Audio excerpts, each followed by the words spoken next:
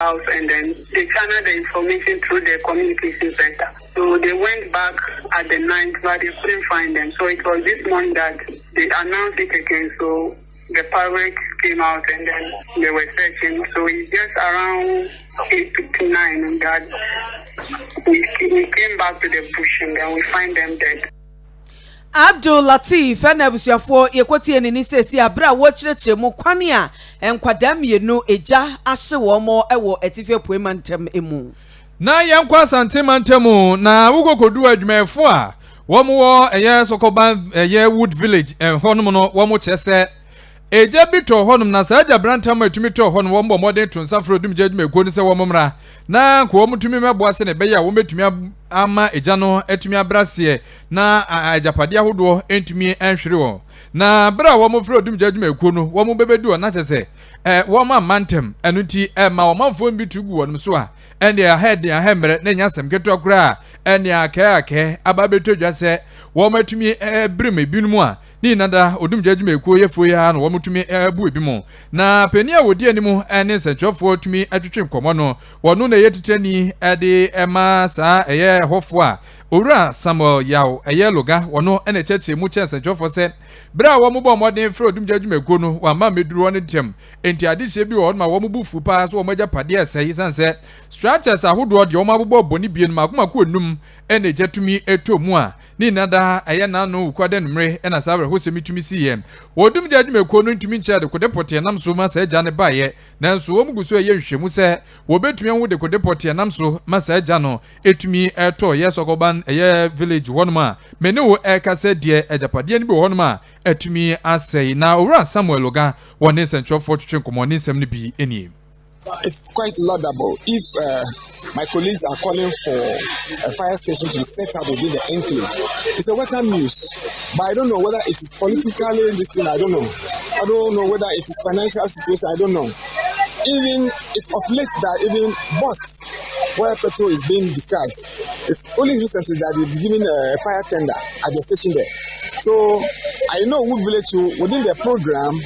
there is a place for a fire tender or fire station for the whole enclave. We have a lot of challenge. There is a lot of package within the program for the enclave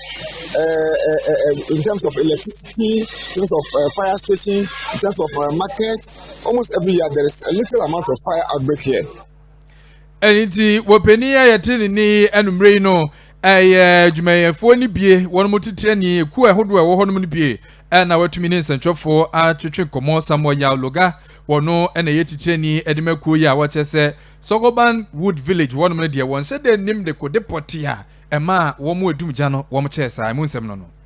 Enyumre no sia kasebo ena aguso awutie version 193.5 FM so ye streaming live on Facebook enti kone koke ye ho o comment ni nyina fa koguo ema yen ye toaso ne akwapomde ensemu a aban ye wo Greece na aboa o my Ghana COVID-19 vaccines bese empem wo ha aduonum AstraZeneca bi se yemfa wo o manfo se de beboa na wo mbenya ho bambo stronko ede ati a COVID-19 no COVID-19 vaccines ne de se Ghana abebu super na kasa nkrofo ebewo motesa na anu ada Ghana Health Service for kase say sade wo manfo ankeka ewo mpane ebono ekofom enti yegusu a yeje every nkrofo ama hodo so no ne ye ka kire manfo say mpane no de aba enti monkwo sade beboa na mapom de hunsam no ebetumi akonkan na ebra Greece aban wo mo de 150,000 doses ema o my Ghana no wo mo so afọ ye osha no ne ensam so Nicholas Denia wono enegine mu ene wo se eyepa sa amane ahodo nyina won betene wo mo nsa ama aka afoforo na boama wo bia boa no yonko esanse COVID-19 no eyewiase nyina ya de enye wo man ba akoso enti wo bia boa ne ho support ni nua no na etimi aboa na yare no yetimi etuase entie no. As you know, we have already shipped another 100,000. This is our contribution to help you address COVID-19 pandemic, which is common to all. Unless we share our resources on a global level, we cannot address it. I hope and I'm sure that you will put them in good use. And allow me to say I'm so happy to be here in Accra today. Nipa yekotie ni se no eye swafo ya wo sham no nsam so ewo Greece Nicholas Dendias na Ghana so pagni ya wo gina mu na waje doses no anasa vaccines no eye chief director ya wo aso ya wo mo shapom de won sam so oru akwabena buadu okuaferi wono so ne sam wode tu dwa ene se vaccines ya wo man yesa ka no ebetimi aboa na ni so ade huru yesi aban no eni so no wo mamu ni nyina eni so say wobia betimanya ho bambo ebra wo mpane e de atia covid no say ni so ade hunu no atimi abam yentie no. We know that the COVID is not yet gone, and a friendly nation like you have decided to bring us these vaccines. We know that it's not all gone in Greece. We know that you are still fighting the pandemic, and you have decided to come and share with us what you have. We, on our part, are also doing what we can to ensure that we are able to bring the pandemic down.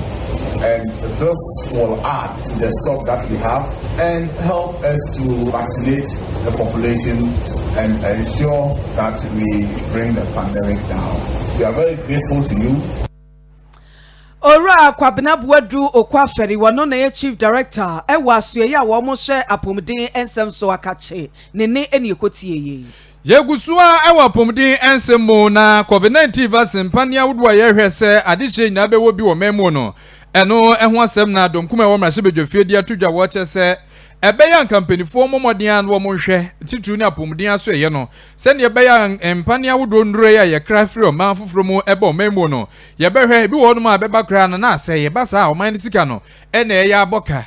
no man ne hwiri sika pudo pa anuti wo mo de atumpanifo nim se wo monhwe na sa ne ma no etuo entwanya sa de a wo man sika pudo no de bia ye behwere ne sa ma de a wo se ye de ye kra no ye ntumi emfanye na abaye ni so de wo de asi nani so nyina ne se wo pese Ghana ha ane nipa beye no opepe no aduo no na wo metumi awo sa mpane abie na no mu no wo mo de atudwa oguso wo mpane ne kakra kakra sa abotaye wo be mo de aduru ho nanso wo no ma chempefe se nipa no wo pepe ni enumpe ene wo metumi akwakwa COVID-19 mpane abie no kra no aye wo mo awo mu ba akopɛ no enu nti wo pani a wo no eba na bedwoku a wo mo hwe apomden sam so wo mahye bedwofi okasama ndisi amanyoko no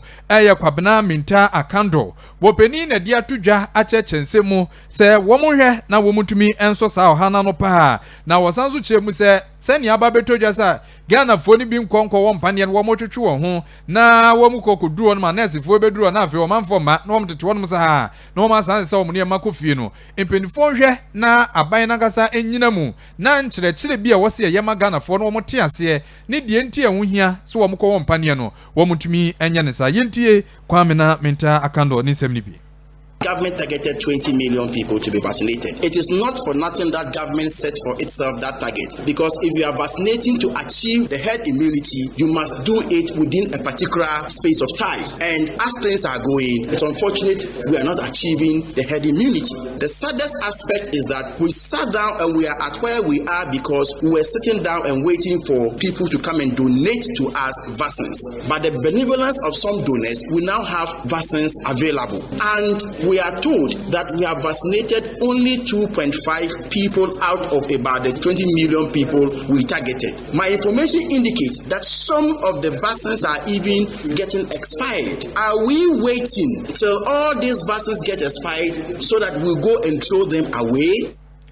Eni ebusiafo ekokotie yeyi kwabena minta akando wono na okopia mrahye bedwofi apomuden wo mu committee a wo mo hwe so ni nyina no wono kasa adman ni samanyoko no wode nsem wedi atudwa na no ache no na mrahye bedwo mu wonso kokopia mu a mrahye bedwo ni mo manfo wo nhyae so Dr. Stephen Amua wono so de ni nsem tudwa achirechi mu a wo chese NDC fo kro ya dom kuma mrahye bedwofie wo mo a na esuso ja edigu so for no ehwe apomden ensem so o my Ghana mu na kofendro bra na Ghana for bre na mo nkofa ma no mo wom wo so wo mo a na ekie piapia wo mo a ma mo kofendro ni ba duro no so bi wo ho no ma ho de be ba na chese age ne ho dada esan sani na emu no ensa ne ma no ekoso nti na de sa ne ma ne ba nti aban de hye guapon so a wo mugu so ehwe nim se sa botae aban de asi nani so se Ghana fo yi no be wo mpane no wo betumi aduru ho wono so editudwase. They put pressure on the health minister. He went through trauma. They painted a picture as if the entire country should come against us because we were actually unduly outlaying state funds. And now the same people are complaining. The same people, when we still want to take our time, because they have been able to succeed deceiving Kenyans, forgetting about even the Public Financial Management Act that stipulates some of these conditions. We are on course because go and see, I don't really have them at hand, but the last time I checked, even the infection rate, mortality rate are coming down in Ghana here, and it is a fact. And that is the number one indicator whether we are doing well or not. I was your phone and a Dr. Stephen Amwa and Shaiso Emashibijani. Apomden semua ena yegina ababeto dwase Ghana for enipa ya womo emfie ne ye bese free aduanan ede ekosoro no dodo na ena womo type 2 diabetes ye esichire yare no na mpanifo abamane se enipa bese 280,000 den wo sa yare bia dodo na agina enkrofo adidie ya enkoyie bisi wo no ma obedidi na ensoso no wanya adwuma bia na wode tefa ako eno danchan ya womo aton tentan wonsa no mu pa no eno so etimi de sensunsanso no eba na manebo no a eba no echese de bia da no wuko OPD bia ya obi ekwa ya sabia wodi kan ekro anase wowura ho no a Greater Accra Regional Hospital titiriu ababede dwase dakuru bia nipa bese aduosia ene wo mo eba hono mu a eye diabetes cases ena etimi eba hono mu a wo hwa wo mo ba na wo mu mfie ne ye bese aduasa enum ekosi aduanan emieno Dr. Henrietta Fishian wono eye senior specialist awa ya sabia ho ya chese fa wo mo diabetes ne ade wo hwe dodo na wo mapomden ensem wona de sansem wetu dwa ebra wo mo ebo data enrada na wo mo de nkyerɛkyerɛ mansem chofo efa diabetes ho reporting se bia wokoye story bi na fa si kyerɛ yade ho se de obesi aka no ne ho hyehyɛ ya hodo a semkyerɛ ni wo betumi de agu akwam wo sa adwumadie na se ene wo de sansem wo nyina de tu dwa na wo san etufo se diabetes no wo hono pa na hanipa dodo na ebi wo hono mu a na ye lifestyle kwan ye fa so boy ye bra ye didie ya nom na niama hodo no ye to papa so a etimi de ba na enso so ebi so wo hono mu a wo kire se genetic entie no so so no efiri abusua ni ma ya dan ya wutimi nya bi moja anu mu no ebetimi enam se bia wo maami bi nya ebie wo papa bi nya ebie ona na bi nya ebie no wutira anya ya so betimi anya bi na dodo na de ya na ya brabo ya ye bo na etoda so a wasi wunyini no eno so etumi de ne ho bantina sa bre no wo kire se ehu behia se wo manfo be hwe wo mapomudin ye titu no wo se ye nidi ye pa en ye mprensa dakoro ya ye ntoto mpapa so anopa wadidi awia wadidi anwumre nso so wadidi sade be ya obenya ahoden emro so a ebetimi aboa woni padua no en afi so wo san etufo se wo mo tedi emu fufuo bebre no enu sei enye obenya anka vegetables green ye mana ha enu no beboa amwanya pomuden papa ya ubetimi enya ahobamba ebia siche yare a ye ka ho asemi enkoba se ubetimi enya bi Yemko from Antamu na ababeto dwase Concerned Drivers Union Association of Ghana won mun krabata wo honum no wo mo ye senke wo mebo modin ayo ye kire na sa wo ye kire wo mo ye nyina no wo mo kire ko wo mo bomodin aye ne kama no mde wo madwuma to honum akwakotena fie nya de wo mekọ adwuma kra ema wo manfo kra tumi aba fo akoba bia wo mokro ni nada ene se wo kire se fango bo no kwa na ekosoro na wo mo aka miaka se aban no wabunu egu na sumanya de awotie wonmo esufre enuti womo yo madwen se womo enya de obetu ka kra akoba bia wo so womo ko bia enu ne nam so maban ana musini krache ohodum ebo modern to nsade from eyeketa ne potemu wonu wotena se ma no baba adwumadi etumi ko so a driver foi etumi age ade atuma me ne wo kasa die ene dey no wo matumi ade one more strike no atwentwen so a wo kire se ni nada enya de beba so enu nti openini nsamo a waka ni nada no wo mo hwese penifo betu anamon na etumi abo mo wo so etumi akwo manim na de nti enam so a wo mo chese fango bo ne kosoro na afi wo munwumedi awodo na emwo mo nti wo de tu ho nyina ne se fango bo na ekosoro no spare parts nso kokopie mu a wo ma tututum ko anim a nti wo mo chem se emo wo mo boka wo mo breadodo wo mewie na sika wo menya nyina no wo mo e de akwakototo sane ma no Reverend Nusenu Anthony wono na wetitani Edema Concerned Drivers Union Association wono ne central for twetwe komo ene dey and wetumi acheche nsemi mina ede ache na nisem no ebi eni. Yesterday we had a meeting with the MC 10 a.m. So we scheduled the meeting on 3 o'clock. So we closed 5:30 thereabout. So he was telling us, pleading with us to hold on for now so that they will see what to do about it. But I've made him to know that I can't just disseminate that information right now so that it will cut across through all the members that are in the region. But we plan to have a meeting today, 2 p.m. there before we can let them know what the MC has said. The suspension will become, maybe it will happen after we had the general meeting with them today. When we will be having our general meeting, that maybe he himself will come or he will send a representative. He was able to convince us and we will say we will not go. Then the national camp, we will join them. Eni ayekoti yeyi aye Reverend Nusenyo Anthony wono na yetitani Edema Concerned Drivers Union Association eno ewo from Antemu wono ensembi eno no. Aban ede shisha wodo egu akwemu sade be ya akwanhia mpempi no eya na esie ewo frawo sutade no ho no eno soso ano etimi abra senti ese no wo mu gusu so adwene se wo mo de Volta Inland Water Transport System no ebetimi aye adwuma eno de ebetimi aboa ama sade mpempi no ya na yete se Volta Lake no sushan bi nam so adane abutu amani pa bi no ato nananom wonse do sade da yete no ano etimi abra se wukọ wachi kakra obehu se bi ohwanom a afimu no enipa firi be se duonum kosi be se wo ha wo moto nananom ewo ense do ni nyina no eye Volta Lake no eso na ya na wo mo ennam enu nti na asoa wo mo hye akobedie ensem so no wo mo de san hyehye wei egu akwam a wo ma hyase ya wo mo bo ehu dwadata na afi no wo mo age wo manfo anase mpanifo wo mo otwaka ewo ho no wo mo age wo mo adwene efa san hyehye ya wo mo di egu akwam na sa adwumadie bia koso ekofodua ewo epoema ntemo emo na ehwonom no na consultant de masa adwumadie no a wo mo ebeye no Professor Kwasi Kwafo Adakwa wode atudwa ya wo chese akwanhie si ewo frausutade no eso no eya na dodo na wo mdo mani adi akire ama beda dwase overloading ubewu se suhyen yiketwa bi emunipa bebre eniama so eka ho no echenkuro yi enti ekobasa na chese na ho de ne kwofom na twi suhyen no de kwa etimi de sa kwanhia no etumi eba enti se wo mutumi de san hye we no gu akwan mu a ebeboa ma kwanhia no anu abrase ama nkrofo kra wo mba nsrahwe no wo mo atumi afa sutade no so wo bra esuro ene apopo bia emmem yentie osha lorry kwan edi ho osha boat na edi etrencho won sunu enoso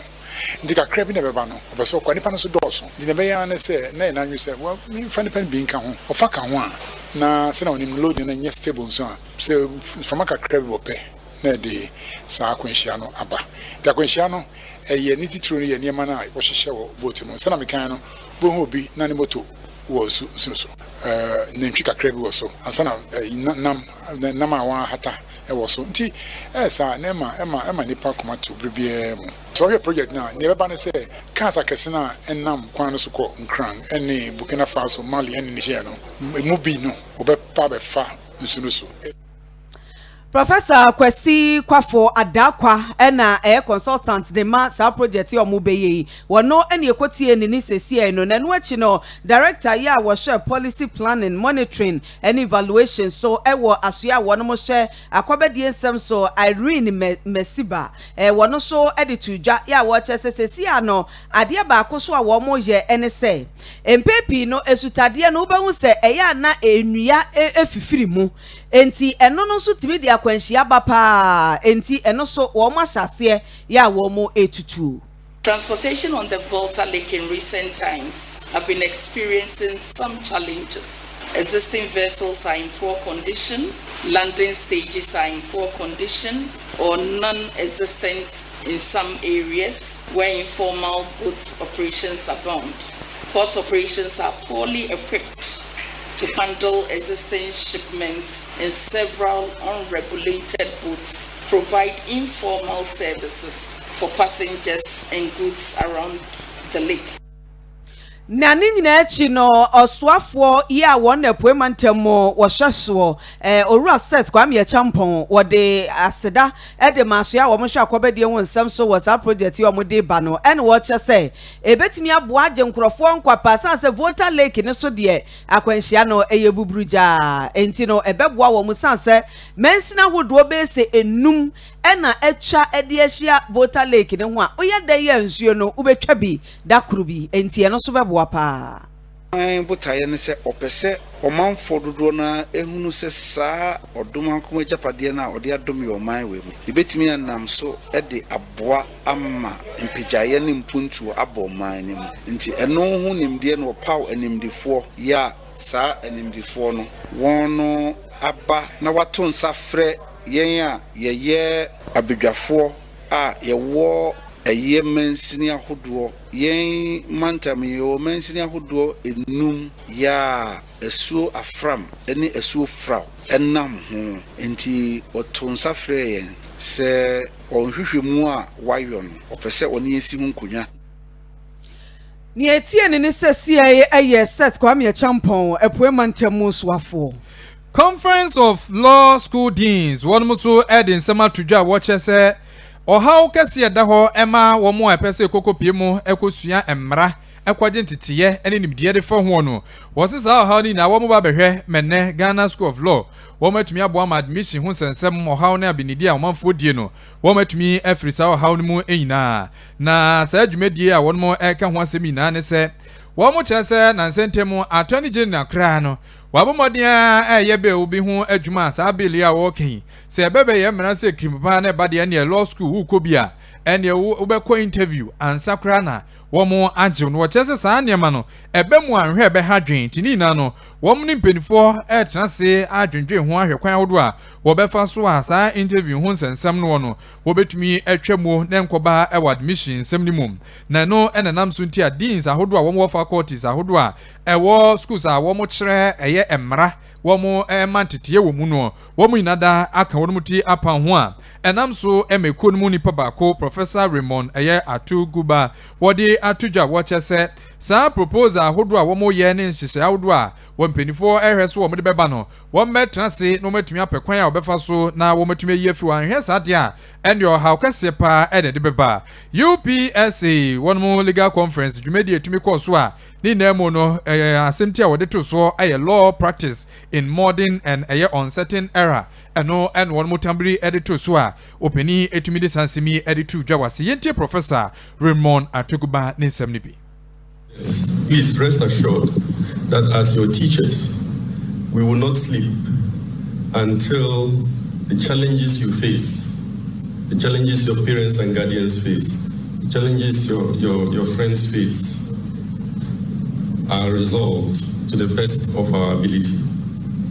The Conference of Law Deans has started work on some 7 work streams aimed at improving your student experience and your progression from the faculties to the law school and then to the bar.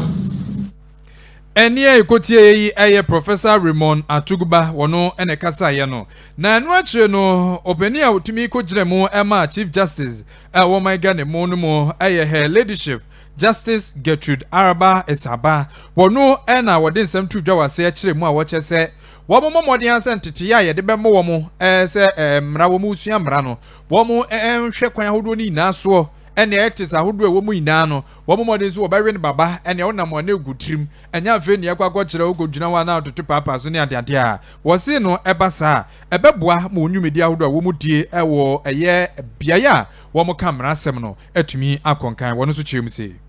As a law student, you ought to know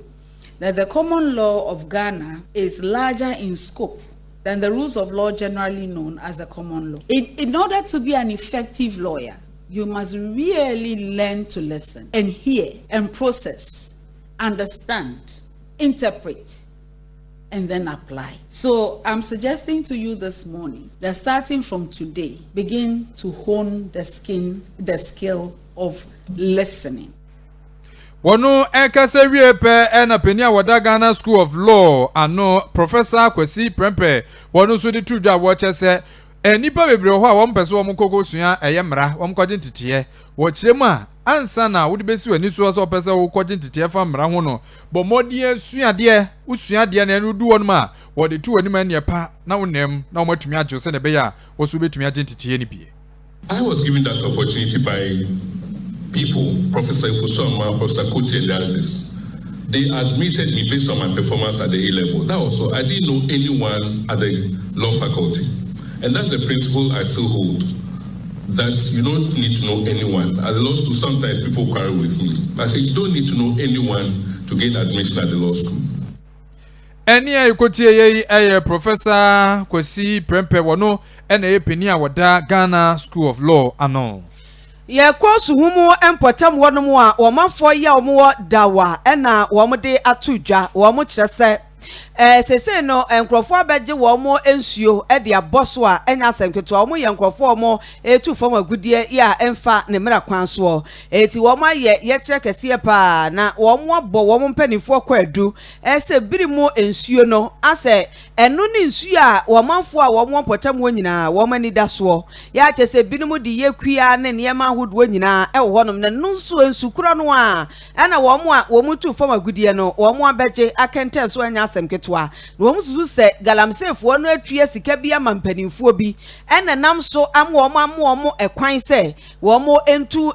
sika akọ wo baabi a wo mu di se adwuma no ntina omafo no wo mu buafu ya ne wo mu ne semtwofo atwetwe nkomo ya wo masem wo mu ka nyina ne se wo mu nsu a wo mu nom hwere wo mo ama sese nsufin ena wo mu sori a wo mu nom na de etwa wo mu yam kura no eyese minus ya chese wo mu tu form agudie yi wo mu di wo mu dwuma kura no wo mu nyom sika no wo mu de kwa kanfo wo mu ho wo mu sori so ankofo yirenom ne nkrofo gas sika no mbenya no na wo mu de ase wo mu lie eno kura de wo mu se eti wo mu nsurum yentie wo mu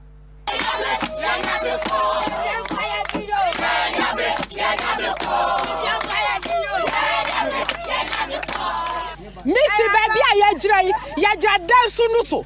ewa dawa abisim dawa ehwa ne agina yi wafa ya asembi yasu ya ba akopɛ waya na sukufu num waya na sukufu dwale enu ne edi ya duane mayema behwe nso yo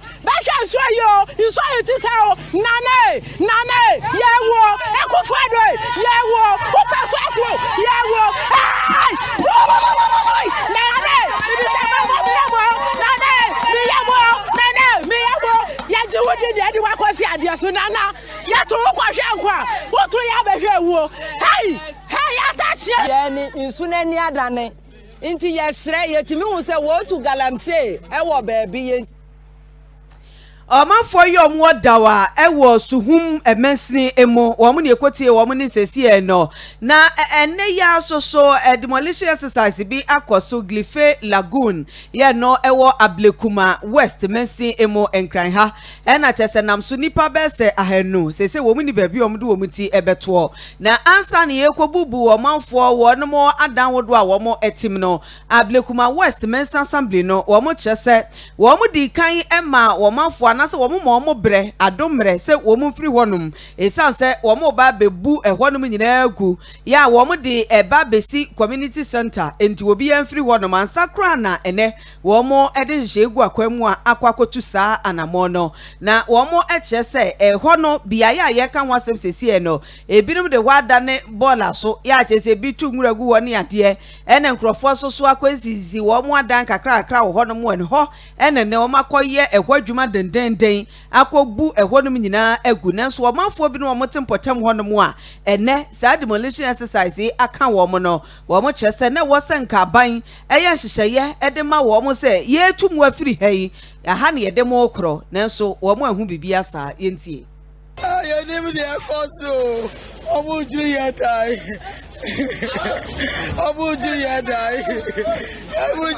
ni shop ya bi mama ya tambia We know nothing about it. Somebody use money, a lot of even cement almost 55 Ghana cedis. So if somebody buy 30, how many is it? So the government have to consider the people because they don't get money. Now if maybe no work, So if somebody borrows something, you have to respect the person. Wamu ekwatie wamu eye nipa binom a wamu ho aka ewo sa demolition exercise no emunamensi krache panyini ewo Ablekuma West Assembly honum Ora George Cyril Bray wano so achirechire mu tirimo ponti a enam so mu mutu sa na mo no. We are undertaking this exercise because we've informed the people there severally. What they're doing there is going to create a lot of issues for the adjoining communities, and it looks like they are being recalcitrant. They are not ready to stop, and they keep going further into the lagoon. If we don't stem the whole situation now, if we don't stop it, we are going to end up creating a lot more problems for the community. Ablekuma West Mensi Assembly no penny ya wadano George Cyril Bray eni ekotie ni. Ghana National Chamber of Commerce and Industry womo so de frɛ kwa maban no a womo nsɛm einada womo ekata ban ne sɛ bɛya kaza yi levy a womo de bɛya no ɛyɛ ɔhamu chichemu ba ko akyirepɔ no ɛdioso num no 1.75% no ka bɛya tintontan womo ntwam kura womo yimfi wonum na de enti a womo kasa nsɛm wo yina ne sɛ anhwɛ a enyumekuo nketewa no ɛyɛ small medium enterprises no womo ahwɛ womo adwuma begu womo nyi nko womo anim da ene wo kwa kotwa de kura wodwa so awunya kwa nipa ntumi sa wo miji momo ene na nipa na twapa na dem na wato na ade na okon bebie afei ye de to ba beto so a besi de no manfo no wo mo kwa matumi akwa kotwa de no ti president Edema Ghana National Chamber of Commerce and Industry Ura Clement Osei Amuako wodi atuja woche se saban ne pekwan bi so obefa so meto gigye no watumi atete ma ko nanim de ne omomodin ase wo mo entua to e wo man ganem wo bepekwan bi so ode beji se sika no esanse no kra yade be ha adwen pa ne kwa foforo bi a obetumi afa so ma wo mo setumi aka to ahodo no eno na wo sra ban se wonye ne ntumi mu ase ne be ya nnwuma ahodo e wo honum no so wo mo so betumi anyini ade akọ manim na owura wo se Amuako nsɛm a ɔde to dwa nada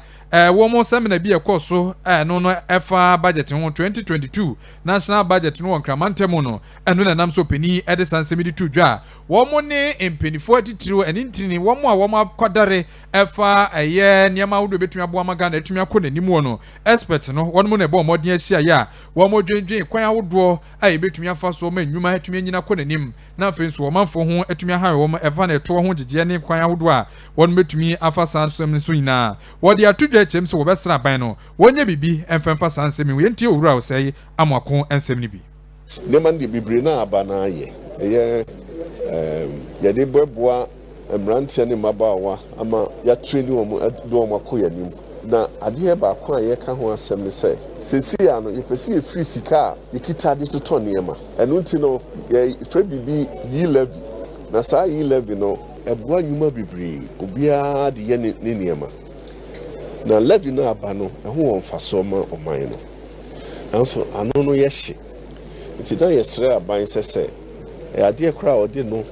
aba ye sre se yenyimu sakrai kakra nti eni ekotie yi eye owura osei Amuako wono ene president Edema Ghana National Chamber of Commerce and Industry na no si epe na partner wono nso eye head Edema KPMG owura Kofi Frimpong eye kori wonso ede ne 72 dwache mu se sa braid ye sa yi levin sem a ye ka no eno no enye kwan paso a womo ewoso wo faso na sa levin sensem ne kwan hodo betumi afaso no eno so wo che ne nsem sei ya mama no muni ni anamo kwa manko school no omo bebre na omo aba first na komu kiteta musika ebi o ha ebo omo abo so mu ebi no hye mo mpaase ba momo ni ade ba sisi a obi a ukodwo mu kra ukoto bode a na ukoto ko bi kra omo tumi ka do so fa momo tua nti eche se omo nyina omo aye omo ni bank account kra momo na ba ye se omo bank account na sisi a ban se ebi a o beye momo na ebi a o disika etua obi ka obi charge no ya me kan se ya nhwe ya omo yesa na omo pese omo betua no omo bejai eni ebusuafo ekotie yeyi ayepeni a woda KPMG ano ora Frimpong nensem no na afimpinu ni aduonumienu akonwesika ho nsem ya ena National Concern Spare Parts Dealers Association wo so ede tomra so bedwam se budget ne de yakenkan ya wie enso hwa na wo anyi antum esanse wo de wo tena fi a wo hwe TV no wo hwe budget ne bi wo hu se to awodo akese akese a ebekum nipa ene ye de ba wo man mu etu om se yakenkan kura wi a edom kum omwo mra hwebedwam no wo mu ntiam na afi no debate ye kwaso yi bibia ne wono ma wose wo mu gitum sanse wo mu kwagitum a ene wo mu concerned spare parts dealers association no wo mbete wo nwagu emonte so no ma ye kire esanse wo mu no eto no ba bebre sa no a betumi aha adwene wo mu ade spare parts ne ade bayi na afi no wo msika sam ne ade ho bekwa chew na panyini ya wode wo mo nsam tu dwa eye wo mo kasamafo oru atachi ado yentie no aban before beba no ka che Ghana business service na production tina ma ye ko di nechi no ifi akoya me say afeni about production service o share benchmark 50% discount ni 30% discount ya ben o so de meje de for say ya yen ta futa ho kakra yi aban say say o yesi ho o share bomo le bi aban dia be ya ifi ano o sani sika ko mama no ekwa bi ase kwa ifi ano o ye beto asa to ma no o transfer KP aha ekwa ma no ya ye beta di yesu ntem petrol tax e petrol so container ni ba no car say di container ni ba no kwa adi nwa if you are budget ni din ya hu budget we there ya anya careful na yan ka kire NDC group in parliament omo form nesi for omo reject budget we are 2022 Ghana yema bo be ye bin pa ni petie ni sese ayoru atachi ado na ye kasamafo edema National Concerned Spare Parts Dealers Association efsafo ni semi so eni ejina samu de be so mo se enwe no si akase bono ye de ni nyina esi ewo ha kwabena esuma na kuoko eni ejina fidie na chichinchim ni mfuruma edema ye kofi yesu ede ye ko Facebook ma wo share ye live ewo honom ene Facebook ri ye ntwa ntumu ntem de bia mo comment no mo antimi afama na nso so no ye tie bia na ye call live enti ubetimi ahwe ye chire ewo honom yeso ebekenkan kase yi edema wo